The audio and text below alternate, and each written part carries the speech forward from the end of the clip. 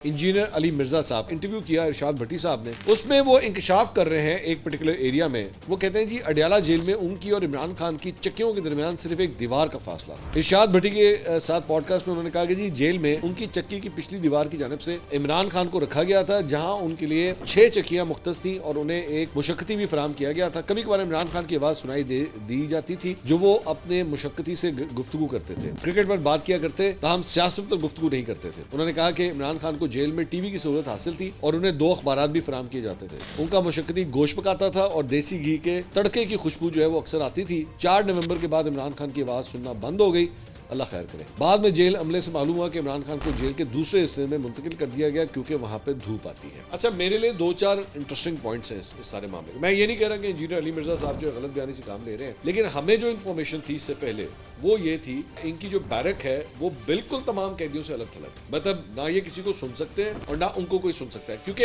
अगर वो ये कहते हैं मैं बिल्कुल कैद तन्हाई में हूँ और इंजीनियर अली मिर्जा साहब ये कह रहे हैं कि मैं उनको सुन सकता था, आप इमरान खान साहब को सुन सकते थे तो फिर इमरान खान साहब भी आपको सुन सकते होंगे। ये तो नहीं ना कि उनके कान काम नहीं कर रहे थे, ऐसे बहाने 2-4 गल्लें कर लेते आपस में। वैसे मेरे ज़हन में एक बात आ रही है कि वो जो बार बार कंप्लेन करते हैं कि मैं कैद तन्हाई में बता, तो कैद तन्हाई में ना हुए ना,